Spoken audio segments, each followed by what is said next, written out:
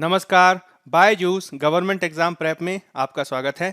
आज की तारीख है 6 अप्रैल 2021 और आज हम चर्चा करने जा रहे हैं द हिंदू अखबार में आए हुए कुछ महत्वपूर्ण आलेखों और एडिटोरियल्स की, जिसके तहत हम प्रारंभिक परीक्षा और मुख्य परीक्षा दोनों से संबंधित कुछ महत्वपूर्ण अभ्यास प्रश्नों की भी चर्चा करेंगे। तो चलिए शुरू करते हैं। सबसे पहले हम उन विषयों को देख लेते हैं जिसकी चर्चा आज के सत्र में हम करने जा रहे हैं।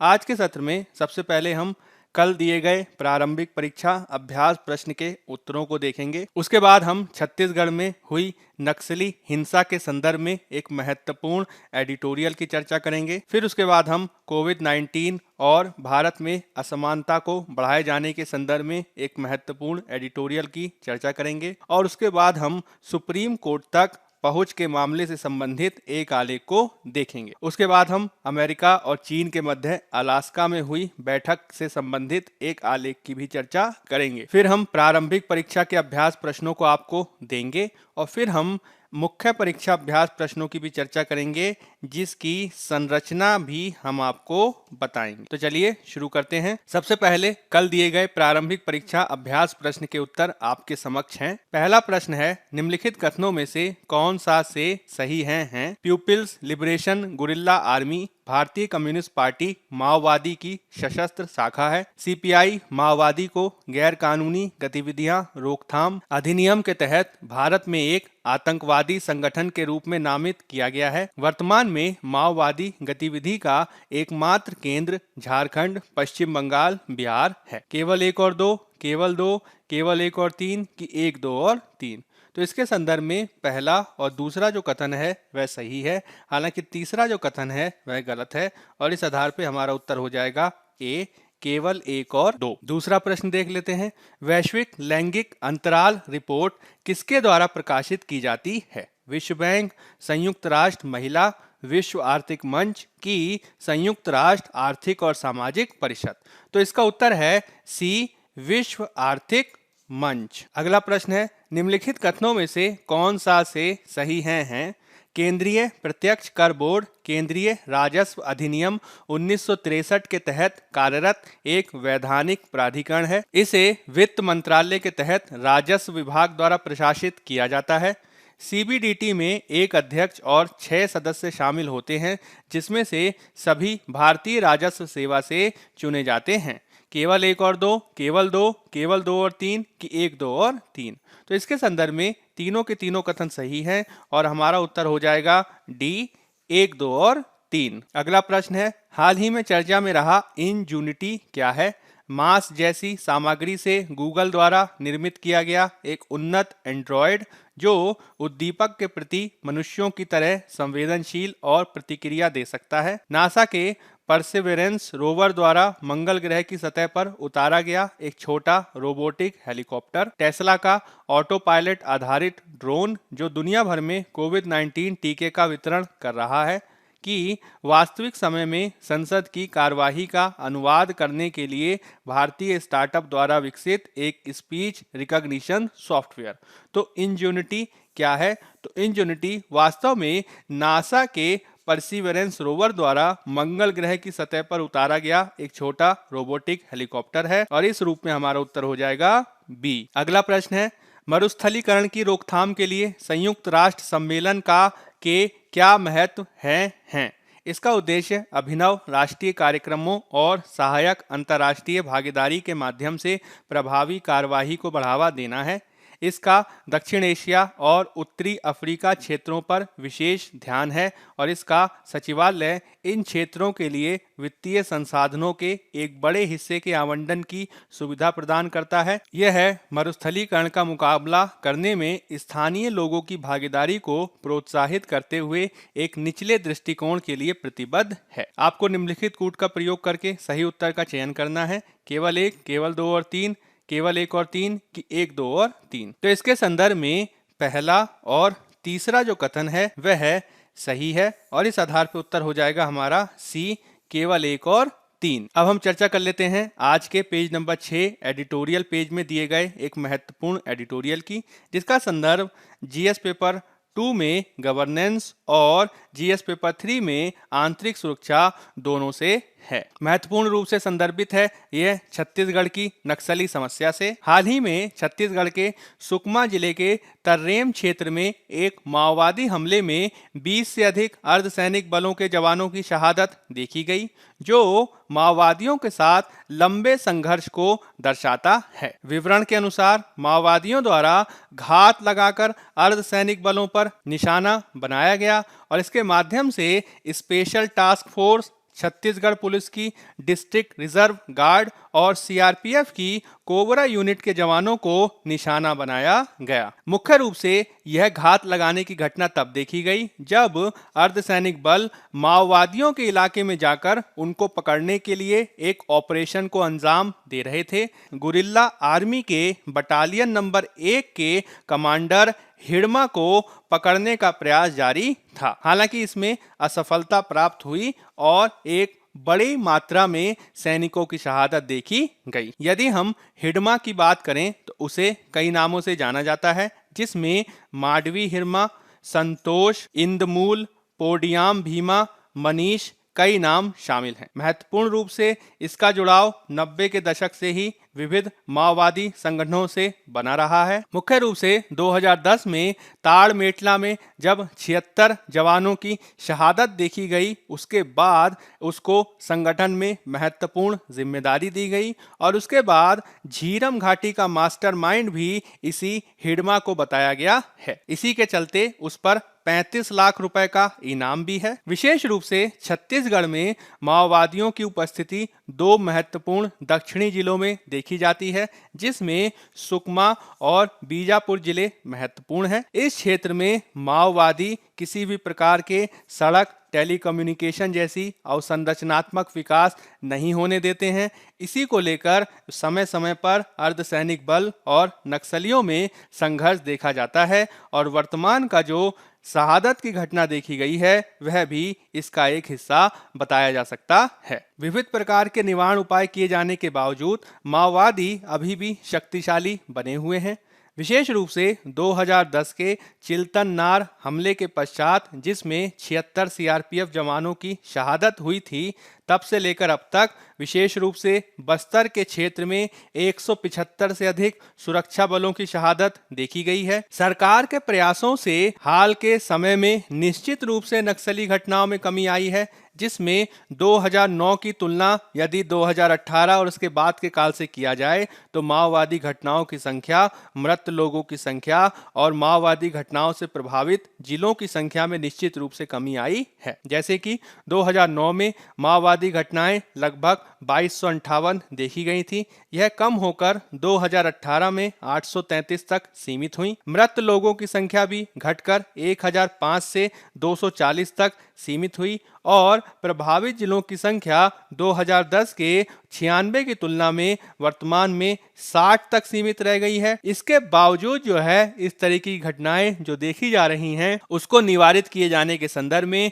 निश्चित रूप से कार्यवाही किए जाने की आवश्यकता है। इस पूरे कार्यवाही के क्रम में हमें न केवल माओवादियों पर प्रभावी कार्यवाही करनी होगी, साथ ही साथ हमें विकास गतिविधियों को भी आगे बढ़ाए जाने की आवश्यकता है और इसके संदर्भ में सरकार द्वारा एक महत्वपूर्ण सिद्धांत को प्रस्तावित किया गया है जिसे हमें समझने की आवश्यकता है। इस सिद्धांत को समाधान सिद्धांत के नाम से जाना जाता है और इसके तहत जिन शब्दों का प्रयोग इसमें किया गया है वह एक निश्चित प्रकार की कार्यवाही को दर्शाते हैं, जैसे कि एस से स्मार्ट लीडरशिप यानी कुशल नेतृत्व, ए से एग्रेसिव स्ट्रेटजी यानी आक्रामक रणनीति, एम से प्रेरणा और प्रशिक्षण मोटिवेशन एंड ट्रेनिंग, ए से क्रियाशील खुफिया तंत्र एक्शनेबल इंटेलिजेंस, डी से डैशबोर्ड आधारित मुख्य प्रदर्शन संकेतक, एच से प्रौद्योगिकी का दोहन, ए से action plan for each theatre और एन से वित्त तक पहुंच रोकना शामिल है। और इसके माध्यम से कोशिश की जाती है कि न केवल माओवादियों के खिलाफ किए जाने वाले ऑपरेशन में हम सुरक्षा बलों को नियमित आधार पर प्रेरित प्रशिक्षित कर सकें, साथ ही साथ स्थानीय लोगों की भागीदारी के माध्यम से हम एक बेहतर खुफिया तंत्र का विकास कर सकें, हम एक बेहतर विकास प्रदर्शन संकेतक का विकास कर सकें, हम ड्रोन जैसी प्रौद्योगिकी के दोहन को कर सकें और साथ ही साथ प्रत्येक क्षेत्र में अपनी कार्यवाही को समन्वित करते हुए महत्वपूर्ण रूप से माओवादियों की जो वित्त तक पहुंच है उसको रोके जाने के संदर्भ में भी प्रयास कर सकें। इसके तहत हमें कुछ और प्रयासों को भी करना होगा, जिसमें महत्वपूर्ण रूप से हमें स्थानीय प्रशासन और स्थानीय आदिवासियों के अधिकारों की सुरक्षा को सुनिश्चित करना होगा, ताकि किसी भी प्रकार से माओवादी स्थानीय आदिवासियों को अपने प्रभाव में ना ले सकें। साथ ही साथ हमें वामपंथ अतिवाद प्रभावित क्षेत्रों के विकास पर बल देना होगा, जिसमें केंद्र द्वारा यहां पर विशेष केंद्रीय सहायता प्रदान की गई है। अवसंरचना विकास के लिए सड़क और मोबाइल टावरों के निर्माण पर बल दिया गया है। कौशल विकास के लिए ITI और कौशल विकास केंद्र के निर्माण पर बल दिया गया है। शिक्षा की पहलों के तहत नए केंद्रीय विद्यालयों, जवाहर नवोदय विद्यालयों और एकलव्य मॉडल के तहत अधिक स्कूल खोलने की योजना बनाई गई है और वित्तीय समावेशन के प्रयासों के तहत सभी नागरिकों को 5 किलोमीटर के भीतर बैंकिंग सुविधाओं को उपलब्ध कराने का भी प्रयास किया गया है। हालांकि इन प्रयासों के साथ ही हमें राज्य स्तर पर बेहतर कानून व्यवस्था के निर्माण के लिए प्रयास करने होंगे। हमें स्थानीय पुलिस बलों का क्षमता निर्माण और आधुनिकीकरण करना होगा और राज्यों को अपनी तरफ से एक बेहतर आत्मसमर्पण नीति को तर्कसंगत बनाने के लिए कार्य करना होगा, ताकि निर्दोष व्यक्तियों को हम मुख्य धारा में लाए जाने के संदर्भ में बेहतर प्रयास कर सकें। छत्तीसगढ़ में हुई हालिया नक्सली कार्यवाही इस बात को दर्शाती है कि किस प्रकार से हमें वामपंथी अतिवाद को पूर्ण रूप से समाप्त करने के लिए और प्रभावित क्षेत्रों के विकास को सुनिश्चित करने के लिए एक केंद्रित आधार पर, समयबद्ध आधार पर दृष्टिकोण को अपनाने की आवश्यकता है। महत्वपूर्ण रूप से इसमें विद्वानों द्वारा इस बात को भी इंगित किया गया है कि हमें हिंसक कार्यवाही का प्रतिकार करने के साथ ही माओवादियों से वार्ता के मार्ग को भी तैयार करने के लिए कार्य करना होगा, ताकि ये लगातार जारी हिंसा का हम एक स्थायी समाधान निकाल सकें और जो निर्दोष लोगों की हत्या जो देखी जा रही है उस पर भी प्रभावी रोक लगा सकें। अब हम बात कर लेते हैं पेज नंबर 6 में दिए गए एक अन्य आर्टिकल की, जिसका संबंध जीएस पेपर 3 में अर्थव्यवस्था से है। इसे आप सामान्य अध्ययन के द्वितीय प्रश्न पत्र में सामाजिक न्याय यानी सोशल जस्टिस से भी जोड़कर देख सकते हैं। मुख्य रूप से संदर्भित है कोविड-19 और भारत में असमानता के प्रश्न से। वर्तमान में कोविड-19 को 1 साल से भी अधिक हो गए हैं और इसी अवधि में विविध प्रकार की रिपोर्ट्स ये बताती हैं कि किस प्रकार से भारत में असमानता भी महत्वपूर्ण रूप से बढ़ी है। इस संदर्भ में हालिया पीयू रिसर्च रिपोर्ट काफी महत्वपूर्ण है, जिसके अनुसार भारत के मध्य वर्ग में इस काल अवधि में 1/3 से अधिक की कमी आई है। इसके अलावा ऐसे व्यक्तियों की संख्या भी लगभग दुगनी होती देखी गई है जो 150 रुपए दैनिक से कम कमाते हैं, जो भारत में गरीबी के विस्तार को दर्शाता है। असमानता के चलते भारत में ये स्थितियां और भी खराब हो सकती हैं, क्योंकि भारत में यह जो स्थिति खराब होती देखी गई है वह वास्तव में कोरोना काल के आने से पहले ही विद्यमान थी, क्योंकि कोरोना काल के आने से पहले और इसके अर्थव्यवस्था पर प्रभाव पड़ने से पहले ही भारत की अर्थव्यवस्था में मंदी के लक्षण देखे जा रहे थे, जिसको कोरोना काल की मंदी ने और भी ज्यादा विकराल कर दिया है। इसके साथ ही हमें बेरोजगारी की समस्या का भी सामना करना पड़ रहा है।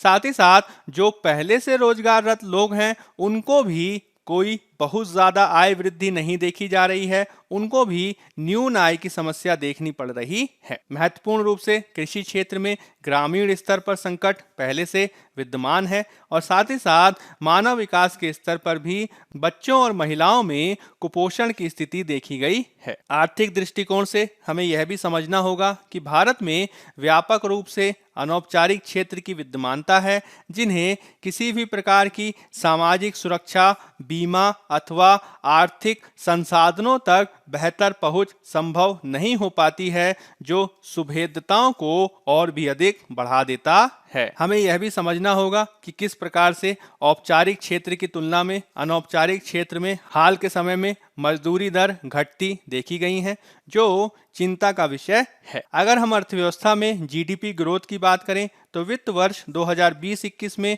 जीडीपी ग्रोथ ज्यादातर नकारात्मक आशंकित की गई है, जिसमें इस वित्त वर्ष में यह आशंका जाहिर की गई है कि इस काल में जीडीपी में लगभग 8% संकुचन हो सकता है। आने वाले वित्तीय वर्ष 2022 में जीडीपी में 11% वृद्धि की आशा जाहिर की गई है। हालांकि यदि हम इसकी तुलना करें 2020 से, तो यह वृद्धि मात्र 1.1% की है, जिसको और बढ़ाए जाने के लिए हमें कार्य करना होगा। Centre for monitoring Indian economy के अनुसार भारत में बेरोजगारी का स्तर जिस रूप में बढ़ा है, वह लॉकडाउन के पहले के स्तर से भी सबसे ज़्यादा है और पिछले 45 वर्षों में भारत में जितनी बेरोजगारी देखी गई है, वर्तमान में स्थिति उससे भी ज़्यादा भयावह है, जिसको कम करने के लिए हमें कार्य करना होगा। इन सभी समस्याओं के निवारण के लिए महत्वपूर्ण रूप से हमें 3 स्तरों पर कार्रवाई करने की आवश्यकता है। इसके तहत न केवल हमें असमानता को कम करने के लिए कार्रवाई करनी होगी, साथ ही साथ मांग को बढ़ाने के साथ ही निजी निवेश को बढ़ाने के लिए भी काम करना होगा। मुख्य रूप से हमें रोजगार के सृजन और मजदूरी दरों को बढ़ाने के लिए काम करना होगा और इसके क्षेत्र में हमें मानव विकास के स्तर को भी बढ़ाना होगा। साथ ही साथ यह भी सलाह दी जाती रही है कि हमें कुछ विशिष्ट समूहों के लिए सार्वत्रिक बेसिक इनकम की व्यवस्था को भी बहाल करना होगा, जिसके तहत कुछ महत्वपूर्ण समूहों को हमें बिना शर्त कैश ट्रांसफर की व्यवस्था को लागू करना चाहिए। अगर हमें रोजगार बढ़ाना है तो इसके तहत हमें अवसंरचनात्मक निवेश को बढ़ावा देना होगा और इसके तहत न केवल हमें कंस्ट्रक्शन यानी निर्माण क्षेत्र, अपितु विनिर्माण क्षेत्र में भी रोजगार सृजन को आगे बढ़ाने के लिए कार्य करना होगा, जिसके तहत हमें प्रति वर्ष 70 से 80 लाख उत्पादक रोजगार का सृजन करना होगा। और इसके लिए यह बेहद आवश्यक है कि हम कौशल विकास को आगे बढ़ावा दें, क्योंकि विविध आंकड़े ये बताते हैं कि किस प्रकार से भारत में 95% से अधिक जो रोजगाररत लोग हैं, वह विद्यमान रोजगार की आवश्यकताओं के अनुरूप कौशल विकास से युक्त नहीं है, जो रोजगार की मांग और उसकी आपूर्ति में एक असंतुलन पैदा कर देता है। हमें विनिर्माण क्षेत्र को, फैक्ट्री के उत्पादन को ग्रोथ का इंजन बनाने की जरूरत है। हमें श्रम सघन निर्यात को बढ़ावा देने की जरूरत है और इन सभी प्रयासों में हमें सूक्ष्म, लघु और मध्यम उपक्रमों पर बल दिए जाने के साथ ही अनौपचारिक क्षेत्रों में प्रवासी मजदूरों के अधिकारों की रक्षा करने के लिए भी कार्य करना होगा। हाल के वर्षों में जिस प्रकार से तकनीक का महत्व औद्योगिक क्षेत्र में बढ़ा है, उसी चतुर्थ औद्योगिक क्रांति की पृष्ठभूमि में जिस तरीके से आने वाले वर्षों में ऑटोमेशन यानी स्वचालन की प्रवृत्तियां बढ़ने जा रही हैं, जिस प्रकार से कृत्रिम बुद्धिमत्ता से युक्त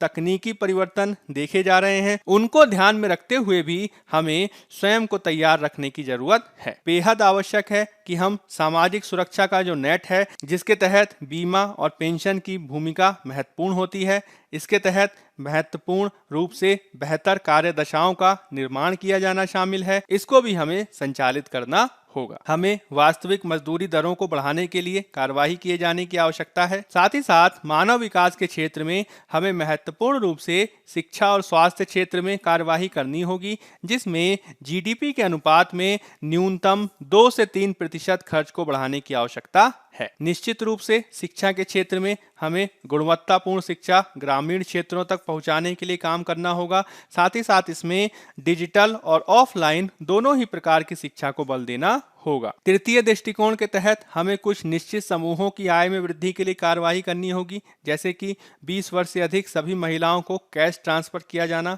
मनरेगा के तहत कार्य दिवसों को बढ़ाना और ग्रामीण क्षेत्र के समान ही शहरी क्षेत्र में भी रोजगार गारंटी अधिनियम को लाया जाना एक महत्वपूर्ण उपाय हो सकता है। मुख्य रूप से हमें छोटे और सीमांत किसानों की आय को बढ़ाने के लिए कार्रवाई करनी होगी। इसके लिए हमें सरकार द्वारा प्रस्तावित किसान उत्पादक संगठनों को प्रोत्साहित करना है। साथ ही साथ कृषि बाजार क्षेत्रों में सुधार को बल देने के साथ कृषि व्यापार को भी बढ़ावा देना है। हमें इसके तहत कुछ अन्य प्रयासों को भी करना होगा, जिसके तहत सरकार द्वारा कर राजस्व और गैर कर राजस्व को बढ़ाना शामिल है। हमें जीडीपी के अनुपात में कर को बढ़ाने के लिए कार्य करना होगा। हमें अमीरों पे अधिक टैक्स लगाकर राजस्व में आई हुई कमी की भरपाई करनी होगी और साथ ही साथ हमें विकेंद्रीकरण को बढ़ावा देने के लिए प्रयासों को किए जाने की आवश्यकता है, जिसमें राज्य अपने स्तर से बजट निर्माण में बेहतर शक्तियां प्राप्त कर सकें, राजस्व की उगाही के संदर्भ में बेहतर प्रयास कर सकें। इसको भी निश्चित किए जाने के संदर्भ में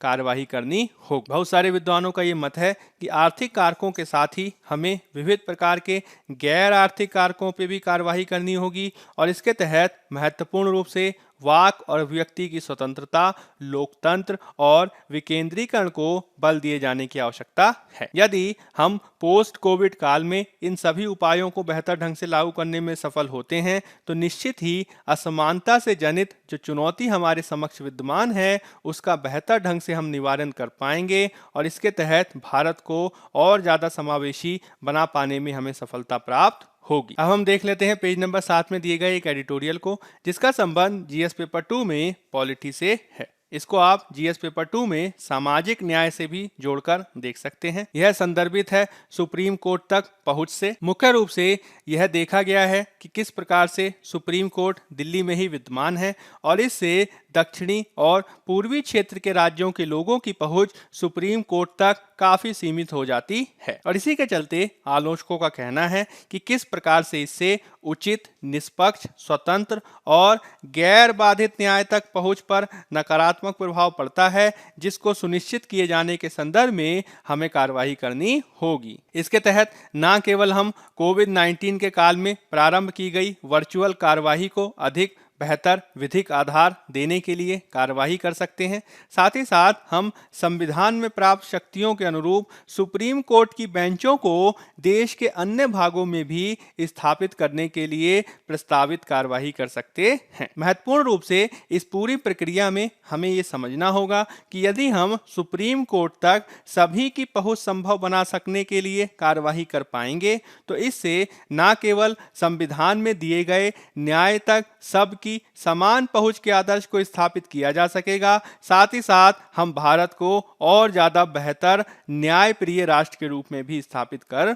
पाएंगे और इसी के संदर्भ में हमें इस आर्टिकल को समझे जाने की आवश्यकता है। अब हम बात कर लेते हैं पेज नंबर 7 में दिए गए एक अन्य एडिटोरियल की, जिसका संबंध जीएस पेपर 2 में आईआर से है। महत्वपूर्ण रूप से संदर्भित है अमेरिका और चीन के मध्य अलास्का में हुई एक बैठक से। हाल के वर्षों में यह देखा गया है कि अमेरिका और चीन के मध्य अनेक मामलों पर तनाव देखे जा रहे हैं, जिसमें अमेरिका द्वारा चीन पर अनैतिक व्यापार प्रथाओं को अपनाने का आरोप लगाया गया है।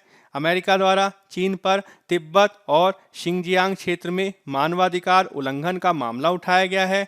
हांगकांग और ताइवान पर चीन द्वारा की जाने वाली कार्यवाही के संदर्भ में उसकी आलोचना की गई है और हाल में ही चीन पर साइबर हमले का भी आरोप लगाया गया है। विशेष रूप से समुद्री क्षेत्र में दक्षिणी और पूर्वी चीन सागर में चीन की आक्रामकता की आलोचना भी की जाती रही है। इसके तहत विभिन्न अन्य आधारों पर भी दोनों के मध्य संबंधों में तनाव देखे गए हैं, जिसमें बौद्धिक संपदा अधिकार का मामला, मुद्रा के मूल्य में हेरफेर का मामला महत्वपूर्ण है। अमेरिका के समान ही चीन के द्वारा भी अमेरिका पर चीन के आंतरिक मामलों में हस्तक्षेप का आरोप लगाया गया है और साथ ही साथ इस बात को इंगित किया गया है कि किस प्रकार से 1991 में यूएसएसआर के पतन के बाद से ही अमेरिका अपने एकाधिकार को पूरी दुनिया पर थोपने का प्रयास कर रहा है और इसी एकाधिकारवादी प्रवृत्ति के तहत अब वह चीन के शांतिपूर्ण उदय को स्वीकार नहीं कर पा रहा है और इसी के लिए अन्य राष्ट्रों का